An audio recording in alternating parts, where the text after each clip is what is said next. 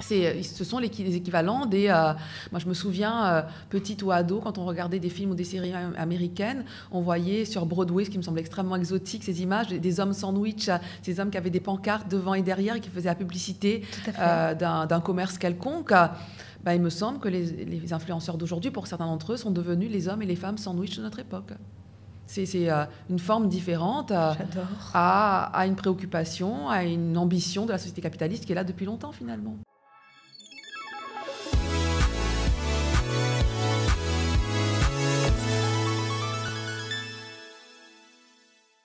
Bonjour Anouchka et bienvenue dans mon podcast French Stuff.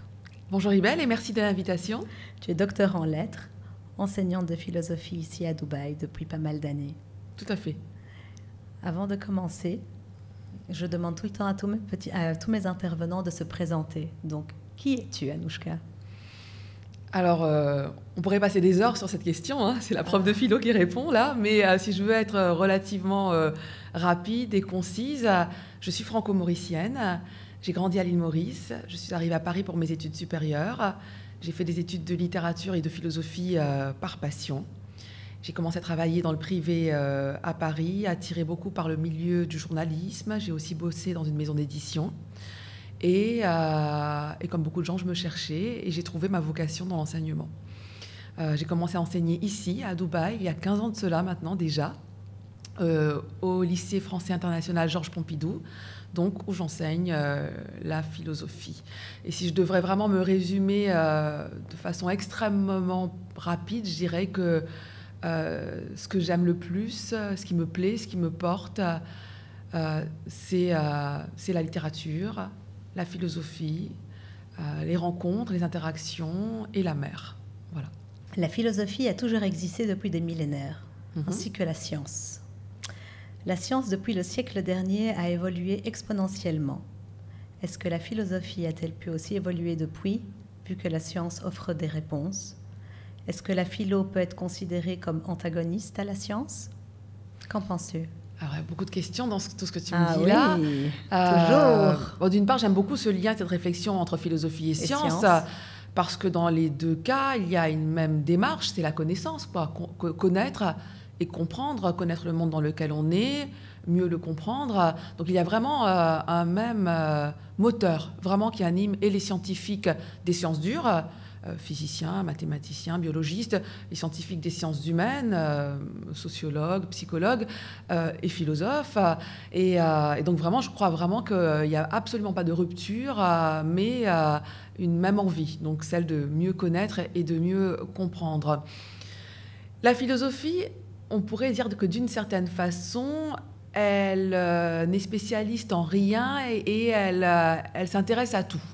Donc il y a la philosophie des sciences qui est là pour comprendre, analyser ce qui se passe dans le domaine scientifique. Donc ces révolutions scientifiques dont tu parles, en effet à juste titre depuis un siècle, évidemment la philosophie s'y intéresse aussi. Je peux donner un exemple très précis. Oui, s'il te plaît.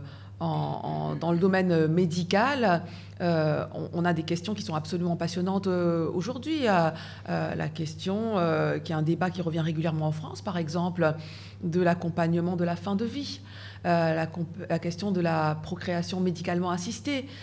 Donc les scientifiques sont là et posent souvent la question du comment. Est-ce qu'on peut le faire d'un point de vue technique, pratique, médical ? Qu'est-ce que ça sous-entend ? Et les philosophes viennent apporter un autre type de réflexion tout à fait complémentaire. Est-ce qu'on devrait le faire ? Ils viennent éclairer avec une perspective éthique, humaniste, ces questions-là. On peut le faire, mais faudrait-il le faire ? Quel est le gain ou la perte pour l'humanité ? La procréation médicalement assistée, par exemple, est-ce que c'est un gain ou une perte ? Dans quelle mesure ? Et voilà où les philosophes viennent éclairer, apporter un éclairage. Moi, je dis souvent que la philosophie permet de faire un pas de côté. Tout à fait, évidemment, c'est tout à fait complémentaire et absolument pas opposé. Penses-tu qu'il y aurait une inquiétude à avoir face à la jeunesse d'aujourd'hui, à leur éducation et à leur avenir ? Anouchka, que vont devenir les étudiants de demain ? Pourrais-tu dire qu'il y a une sorte d'abandon de la jeunesse d'un point de vue éducatif aujourd'hui ? Alors je pense d'une part qu'on a toujours été peut-être inquiet pour la jeunesse. Et c'est normal, cette inquiétude montre que on se préoccupe d'eux. Donc, tant mieux si on est inquiet pour la jeunesse. Maintenant, est-ce que les inquiétudes sont fondées, exagérées? C'est peut-être ça le sens de ta question. Alors moi, je peux te répondre peut-être un peu en tant que maman, évidemment, mais surtout en tant qu'enseignante, parce que maintenant, je n'ai pas tout à fait le compte, mais je crois que j'ai dû voir peut-être un peu plus d'un millier de jeunes gens sur les chaises de mes salles de classe maintenant depuis une quinzaine d'années. Alors d'une part, moi, ce que je voudrais dire, c'est peut-être aller à l'encontre de certains clichés qu'on a l'habitude d'entendre. Les jeunes ne s'intéressent à rien, ils ne veulent plus rien, ils n'ont plus le goût de l'effort, etc. Moi, ce n'est pas ce que je vois. Ce que je vois, c'est des jeunes gens qui, comme moi, il y a quelques années de cela, des années de plus en plus éloignées, sont inquiets, ne sont pas indifférents au monde tel qu'il est, sont inquiets pour eux d'abord. Ils se demandent dans quel monde est-ce qu'ils vont devenir adultes, dans quel monde éventuellement ils deviendront parents eux-mêmes, dans quel monde ils deviendront salariés. Ils sont inquiets aussi à un niveau, à une échelle plus large de ce monde où ils vivent avec des préoccupations écologiques, sanitaires, médicales, etc. Donc moi, je vois des jeunes gens qui s'intéressent au monde et qui sont inquiets eux-mêmes. Ensuite, les travers qu'on leur prête, ce sont aussi les travers de la société. Ils ne sont que le reflet ou le produit d'une société telle qu'elle est. Alors oui, ils s'intéressent à pas grand-chose, mais quel modèle est-ce qu'on leur montre, nous? Oui, quel modèle est-ce qu'on leur montre, nous? Un modèle que moi, je vais critiquer quand même beaucoup, quoi. Et en tant que maman, et en tant qu'enseignante, en tant que citoyenne, tout simplement. Dis-moi. On leur montre, me semble-t-il, l'idée qu'il n'y a que la productivité qui importe. Alors elle est importante, mais il y a peut-être autre chose. Et derrière ce mot de productivité, il faut encore une fois qu'il y ait le sens de qu'est-ce que ça veut dire la productivité. Oui. Donc c'est l'apanage de l'argent, l'argent facile, le règne des apparences, du corps qu'il faut sculpter, de la consommation, d'une société qui nous montre qu'on a de la valeur, surtout si on consomme, et je suis ce que je mets. C'est quand même ça ce que l'on fait. Ça, c'est nous, c'est pas eux. C'est le monde des adultes. C'est la responsabilité du système capitaliste, des adultes qui sont aux manettes, de nous en tant qu'adultes qui le regardent eux. Donc, c'est un peu facile, je trouve, de critiquer cette jeunesse en leur reprochant un petit peu tout. Mais ce sont nos enfants à tous les sens du terme. C'est-à-dire que ce sont aussi des fabrications, des créations de la société. Ouais. Donc c'est aussi à nous de nous remettre en question. La jeunesse d'aujourd'hui, c'est quand même notre miroir. Mais donc en fait, ce miroir, pour toi, c'est le reflet du miroir des parents, ou ça serait plus le reflet du miroir de l'enseignant, ou plus le reflet du miroir de la société en général? Je dis souvent, moi, que justement, il y a 3 institutions qui ont une responsabilité extrêmement forte dans l'éducation. Et ce sont les 3 institutions que tu viens de mentionner, la famille, l'école, la société. Et l'un des problèmes, vraiment, c'est mon analyse à moi, hein, elle est tout à fait subjective, mais l'un des problèmes, selon moi, c'est peut-être le manque de concertation, de coopération et de solidarité entre ces 3 institutions. Mais comment devraient-ils faire, justement, ces 3 institutions ? Alors, concrètement, dans les faits, là, je n'ai pas de mode d'emploi à te proposer, mais en tout cas, il faudrait qu'il y ait un dialogue beaucoup plus important. D'une part, alors, je dirais concrètement, entre les familles et l'école, j'entends un discours parfois où les familles comprennent mal ce qui se fait à l'école, où les familles disent par exemple que l'école est une école d'un autre siècle, qu'elle n'est pas assez moderne. Et l'école, nous, les enseignants, on critique beaucoup les familles, une forme presque d'abandon des parents, de naïveté, des parents qui concrètement laissent des enfants très jeunes dès le primaire avec des téléphones dans leur chambre en se disant non mais on leur fait confiance. C'est pas tellement une histoire de confiance, mais on en parlait tout à l'heure de maturité intellectuelle. En fait, donc il y a une responsabilité ici et il y a parfois on est parfois un couple en rupture, la famille et l'école. On se renvoie la balle comme ce couple qui n'arrive plus à vivre ensemble. C'est de la faute de l'autre. Et ça, c'est quand même, enfin, comme dans des couples où ça se passe mal, c'est les enfants qui payent le prix. Et quand les choses se passent mal, c'est exactement la conséquence. Et donc, c'est très important ce dialogue. Et je crois que nous, peut-être à l'institution scolaire, on a peut-être un rôle de mieux faire comprendre aux familles ce que l'on fait, l'importance de ce que l'on fait. Tout à fait. Et puis, quand ils ont dit que vous étiez, par exemple, un petit peu trop old school ou quelque chose comme ça, ben, ça dépend le type d'enseignement. Tu as un enseignement qui est IB, tu as l'enseignement classique qui est français, qui va être un petit peu plus avec le British System, tu vois. Et puis, tu as l'enseignement américain. Donc ça, ce sont des systèmes éducationnels qui sont complètement différents, qui ont une vision qui est complètement différente aussi. Tout à fait. Alors, donc, ça dépend aussi, le parent... Bien sûr. Quel genre de système il a envie de mettre son enfant, Ce sont des choix familiaux, ce sont des choix quasiment philosophiques en réalité. Alors moi, je peux parler du système français parce que d'une part, je suis un pur produit du système français, moi. J'y enseigne maintenant. Et en tant que parent, j'ai aussi fait le choix de mettre mon enfant dans le système français. Alors, je ne suis pas là pour faire la promotion ou une publicité exagérée ou mensongère, mais il y a quand même des vraies qualités à ce système-là. Sinon, je n'y aurais pas mis, moi, mon fils en tant que maman, et probablement, je n'y travaillerais pas en tant que salariée et citoyenne.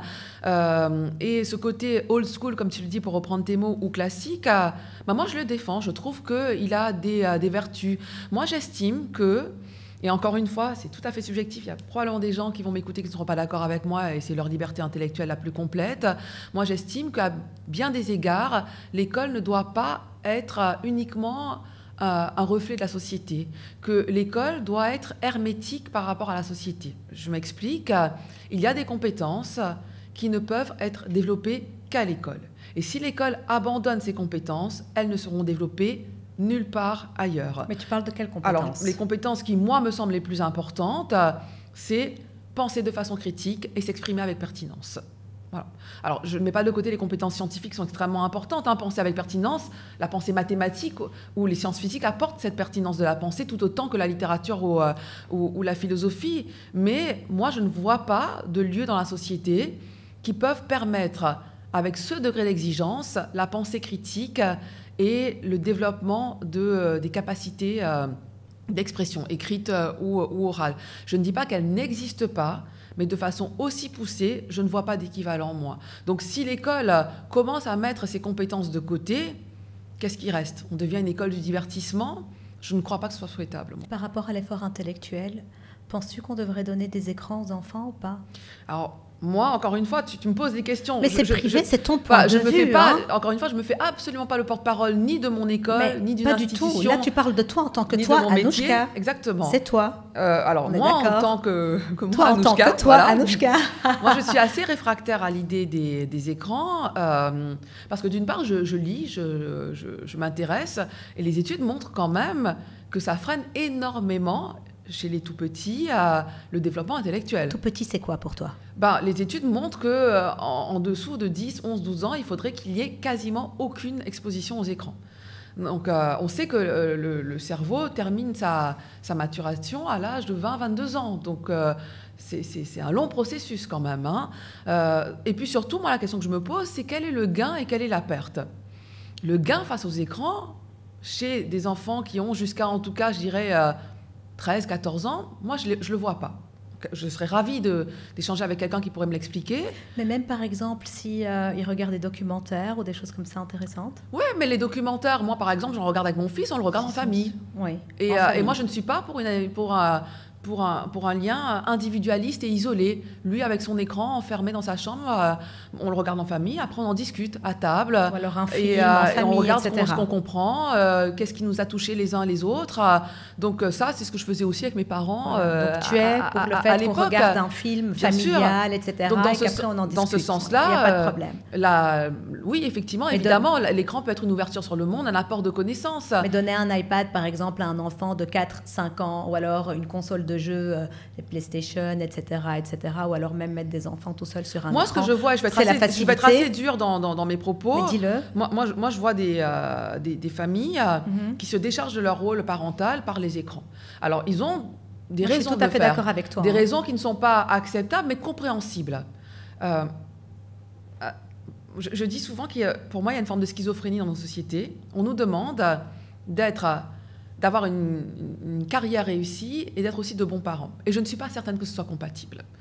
En tout cas, cette exigence professionnelle et familiale à ce niveau-là, autour de moi, je le vois en permanence. Mes amis, des femmes qui sont brillantes, qui travaillent, qui agissent et qui veulent être aussi de bonnes mères. Et on a toutes du mal, toutes et tous. Ce n'est pas évidemment une problématique uniquement féminine, loin de là. Mais du coup, on se retrouve à rentrer, à avoir eu des présentations, des journées longues, la pression du milieu du travail. Et en plus, il faut être de bons parents, il faut être là, il faut être à l'écoute. On est fatigué, donc pour faciliter, on allume les écrans. Tout à fait, effectivement. Donc c'est un vrai problème sociétal. C'est pas, je ne veux pas avoir l'impression de jeter un discours culpabilisant facile, mais cette question-là, elle est bien plus large que la question du bon, du mauvais parent, etc. Et c'est pas le jugement que je poserais. Mais en effet, c'est une facilité que de donner ces écrans parce qu'on n'y arrive plus pour beaucoup d'entre nous en réalité. Mais d'un point de vue purement pédagogique, parce que la question que tu me posais était celle-là, j'ai du mal à voir l'intérêt pédagogique des écrans à un jeune âge. Et donner un écran sans que ce soit encadré, expliqué, sans qu'il y ait une poursuite après d'un discours pédagogique, d'un échange, je ne vois pas l'intérêt. Je vois même plutôt les aspects néfastes, un lien, une rupture de communication, des jeunes gens qui s'enferment, qui discutent davantage avec des gens qui sont à l'autre bout du monde qu'avec leurs camarades, leur fratrie ou leurs parents. Je trouve ça un peu inquiétant quand même. Tu as écrit un article super intéressant qui se nomme « Comment j'ai raté ma carrière d'influenceuse à Dubaï ». Alors, c'était plus quoi? Un coup de gueule sur le monde des influenceurs? C'était amalgame, cliché, c'était quoi? Pourquoi tu as décidé d'écrire cet article que j'ai adoré? Bon, déjà merci, ça me fait toujours plaisir, voilà. Évidemment. C'était davantage un coup de gueule contre les clichés, c'est surtout ça. Et je trouve que les clichés, au-delà d'être un peu agaçants, en fait, ça crée de la souffrance. Parce qu'on enferme des individus dans des boîtes, dans des moules, et comme si on mettait des chaussures trop petites, ça crée une forme de douleur, de souffrance. Et depuis quelques années, pour beaucoup d'entre nous qui vivons à Dubaï, on entend en permanence ces clichés de la vie à Dubaï et évidemment des clichés dans lesquels on ne se reconnaît absolument pas. Et donc, c'était plutôt pour apporter une autre voix. Je ne vois pas pourquoi la voix des influenceurs, ils ont tout à fait le droit, évidemment, d'exprimer ce qu'ils veulent exprimer, d'exposer leur vie si c'est ainsi qu'ils veulent construire leur rapport au monde. Mais il y a d'autres voix aussi qui sont là et qui sont différentes, qui vivent à côté de celles des influenceurs. Et je trouve, moi, que ma voix est tout aussi légitime que celle des influenceurs, en tant que témoignage, tout simplement. La vie que j'ai, je crois qu'elle ressemble davantage à la vie de milliers d'expatriés ici. De monsieur et madame tout le monde. Exactement. Et mes préoccupations, c'est mon boulot, mes amis, ma famille, mon rôle de parent. Et parce que je vis à Dubaï, cela ne signifie pas que je suis couverte de marques de la tête aux pieds, que je vais faire l'éloge sans aucun esprit critique de la société de consommation. Moi, je suis végétarienne, je m'intéresse aux préoccupations écologiques. J'agis à mon échelle, qui est évidemment bien trop petite, mais ça ne signifie absolument pas que je suis une sorte de monstre d'égoïsme qui ne peut s'intéresser à rien d'autre qu'à la salle de sport, qu'à sa voiture de course que je n'ai pas par ailleurs, etc. Donc, j'avais le droit d'exprimer une autre voix, d'apporter le témoignage d'une autre vie. Et c'est ce que j'avais envie de faire de façon un peu drôle, un peu humoristique. C'était pas un règlement de compte. Oui, parce que tu l'as divisé en fait en plusieurs parties. Voilà, donc non, j'ai envie de dire, je n'ai rien contre les influenceurs. Ça ne m'intéresse pas beaucoup, parce que ce qu'ils montrent ne m'intéresse pas beaucoup. Alors quand je dis je n'ai rien contre eux, je vais quand même un tout petit peu rectifier ce que je viens de dire. Parce qu'encore une fois, mes élèves ont 17-18 ans et que eux sont les consommateurs de ce que montrent les influenceurs. Moi, je trouve qu'ils ont une responsabilité qui est extrêmement forte. Comme tout individu à qui on donne la parole, ils ont une responsabilité. Et ça, pour moi, peut-être qu'ils en sont soit trop peu conscients, soit trop indifférents, mais ce qu'ils montrent du rapport au corps, à la consommation, à l'intimité, ils ont une responsabilité. Et pour ça, parfois, j'ai presque envie de dire que je leur en veux de ne pas être suffisamment vigilant par rapport à ça. Et je trouve que c'est trop, au fait.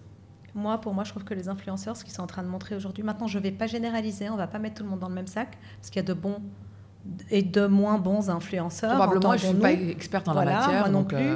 Mais des fois, ce qu'ils montrent, en fait, c'est juste... Enfin, ça ne va pas.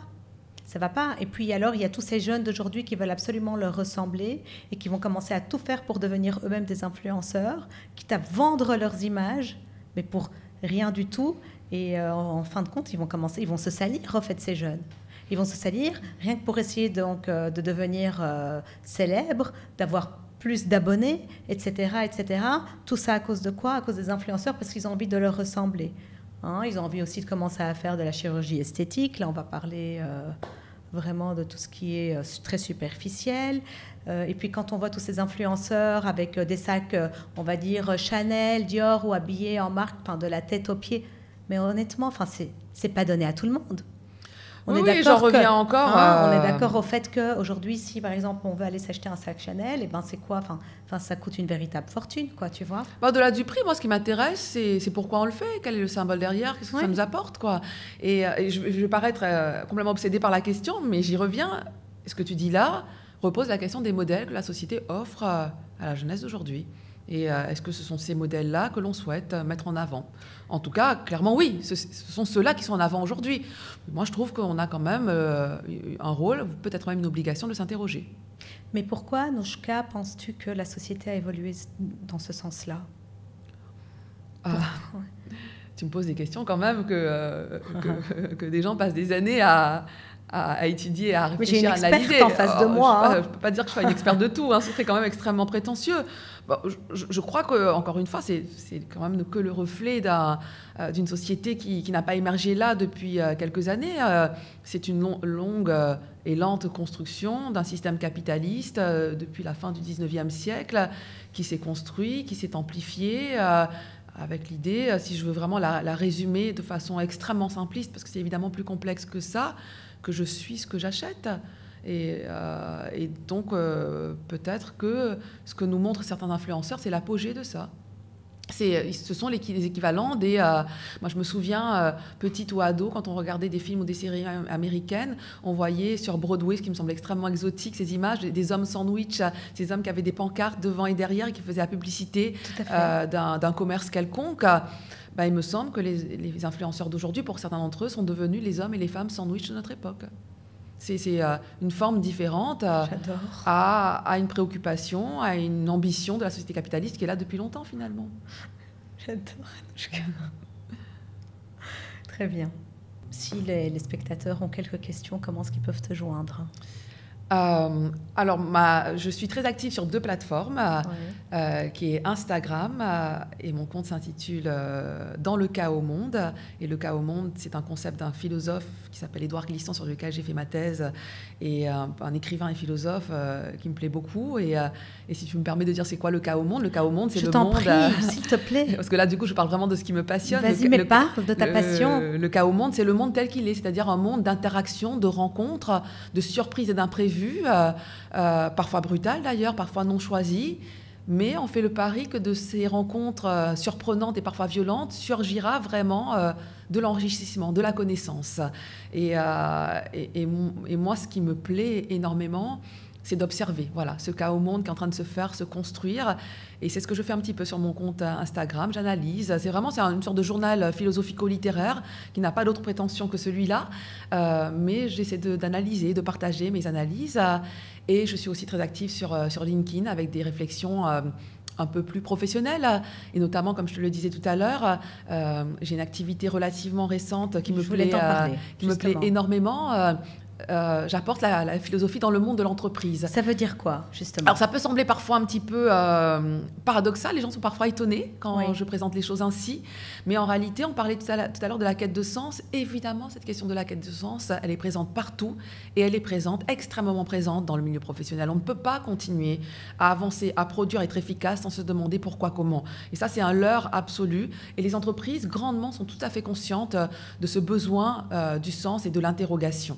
Et donc, la philosophie vient éclairer des problématiques que rencontrent les entreprises. Donc, moi, je ne commente pas la vie d'entreprise, mais je viens apporter un éclairage philosophique sur des thématiques, par exemple, comme le changement, comme la bienveillance, comme la possibilité de vivre avec l'autre, et l'autre étant par exemple un collègue que l'on n'a pas choisi. Donc il y a une multitude de thématiques possibles, la question de l'égalité dont on parle beaucoup, mais dont l'application pratique est parfois compliquée, parce qu'elle peut sembler injuste, ce combat pour l'égalité à tout prix, elle peut sembler difficile à mettre en œuvre de façon équitable et juste pour tout le monde. Donc voilà, il y a une multitude de thématiques que j'apporte, et pour l'instant, en tout cas, je suis vraiment très très très heureuse des interventions que j'ai faites, parce que les gens me disent après coup que vraiment ça les a permis de penser autrement, de penser différemment ce qu'ils vivaient à un instant T dans l'entreprise. Et encore une fois, c'est le même pari que je fais. C'est planter cette graine et que germe vraiment une pensée toute personnelle par la suite qui vient aider à mieux vivre, en fait. C'est vraiment ce que je crois, moi, qu'une vie avec de la philosophie accompagnée par des outils philosophiques est bien plus facile qu'une vie sans philosophie. Je ne comprends pas pourquoi tout le monde ne se rue pas vers la philosophie. Ma vie, moi, serait bien plus complexe et bien plus difficile sans philosophie, bien évidemment. Mais tu sais, tu as tout le temps la question donc de la philosophie, ça va être la question un petit peu cliché. Oui, pourquoi est-ce que choisir des études de philo? Si tu fais des études de philo, ok, ben après tu termineras prof de philo, tu pourras rien faire d'autre. Je crois que c'était vrai à une époque. Alors en l'occurrence, moi j'ai fait le chemin inverse en fait. J'ai fait des études de littérature et de philosophie pour ne pas être prof, et je n'ai pas été enseignante. J'ai bossé dans le milieu journalistique et dans le milieu de l'édition, dans une grande maison d'édition que j'aime beaucoup, Gallimard à Paris, pendant pas mal d'années. Et ensuite, vraiment par parcours personnel, réflexion, introspection, je me suis tournée vers l'enseignement. Mais aujourd'hui, il y a des parcours assez intéressants. Par exemple, on peut faire de la finance et de la philosophie. Alors, on peut estimer que c'est antagoniste, mais pas du tout, parce que dans le milieu de la finance, on a besoin d'avoir ces réflexions sur la moralité, sur le sens de ce que l'on fait. Donc, je n'inviterai peut-être pas quelqu'un, un jeune étudiant d'aujourd'hui, à ne faire que de la philosophie, mais il y a des parcours croisés où cet éclairage philosophique vient apporter vraiment une dimension tout autre à un parcours très classique en marketing, en communication, en finance, etc. Et les entreprises sont assez friandes de ce type de parcours qui sortent de l'ordinaire. De l'ordinaire, exactement. Oui, c'est ça.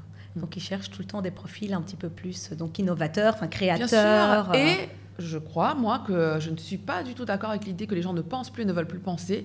Les entreprises sont aussi intéressées par ces parcours qui apportent cet esprit critique. Et je crois que le succès relatif de mes interventions philosophiques en entreprise s'explique aussi par ça. On veut de la réflexion peut-être plus poussée que la réflexion que l'on fait au quotidien seul. Non pas que les gens n'en soient pas capables, mais au quotidien, on court en permanence. C'est peut-être un des symptômes de nos sociétés. Et on ne prend pas le temps, on ne nous offre pas le temps de se poser et de creuser, d'approfondir. Et c'est l'ambition de ce que je fais, notamment dans mes interventions philosophiques en entreprise. Très bien, parfait. Y aurait-il quelque chose que tu aimerais ajouter encore? Écoute, non, à la fois je suis... Si peut-être, alors une sorte de mot de la fin si tu veux. Vas-y. Je suis à la fois très critique envers la société et en même temps ni pessimiste ni désespérée. Je fais vraiment... Mais critique quand même. Critique, oui, mais une critique qui se veut constructive. Mais si j'étais pessimiste... en fait, je ne penserais même plus, je ne prendrais pas la peine d'écrire, d'échanger. Je dirais, ça y est, il n'y a plus besoin d'eux, tout est fichu, quoi. Et c'est pas du tout ce que je pense. Je fais vraiment confiance à la conscience humaine qui est capable de ce réveil de sursaut, qui est capable d'aller dans ses retranchements les plus insoupçonnés, qui est capable de se réveiller et de construire véritablement. Alors la philosophie aide, je crois que vraiment elle aide à ça, mais voilà, critique, mais pas pessimiste. Ce sera mon mot de la fin, donc. Ton mot de la fin. Et un petit livre à conseiller, dis-moi. Alors, s'il y en a un, pour ceux qui voudraient aller vers la philosophie, mais un livre qui n'est pas effrayant, parce que souvent, et vraiment là, du coup, je comprends cette crainte que l'on a parfois à se diriger vers les ouvrages de philosophie, ils sont difficiles dans la forme à comprendre. Un livre d'un philosophe de l'Antiquité qui s'appelle Épictète, et son ouvrage s'intitule Le Manuel. C'est un penseur d'un courant qui s'appelle le stoïcisme, qui est un courant qui invite justement à penser par soi-même, à avoir une sorte de rigueur intellectuelle. Et le manuel, c'est un manuel, c'est-à-dire un tout petit ouvrage, alors qui est très court. Je fais comme avec mes élèves, il n'y a pas beaucoup de pages, donc c'est pour encourager les lecteurs potentiels. Ouais. Et il s'adresse de façon extrêmement directe à son lecteur en lui disant, ben voilà, tu rencontres tel type de problème. Pose-toi la question, d'où vient le problème? Pourquoi telle chose te perturbe-t-elle? Pourrais-tu mettre les choses à distance? Et vraiment, c'est un ouvrage, s'il n'en fallait lire qu'un, et que c'est toujours très compliqué de lancer ce genre de conseils, eh ben, je dirais que c'est vraiment, il est accessible à tout le monde, et il donne des conseils pratiques. Et moi, je milite pour une philosophie pratique du quotidien. Il y a des bienfaits à la grande théorisation, et moi, personnellement, en tant qu'enseignante, ça me plaît, mais ce n'est pas cette voie que je conseille à ceux qui voudraient se lancer en philosophie, mais il y a beaucoup de philosophes qui vraiment tracent le chemin de la philosophie pratique du quotidien, et Épictète en fait partie. Donc le manuel d'Épictète, vraiment à mettre de façon illimitée entre toutes les mains. Super. Bah, écoute, moi je te remercie énormément. Merci à toi, Ribelle. Et j'espère que ça vous a apporté un petit plus. Et j'espère qu'on va commencer à tous penser philo comme elle et être plus philosophique. Je vous dis à très bientôt dans un prochain épisode French Stuff. Salut!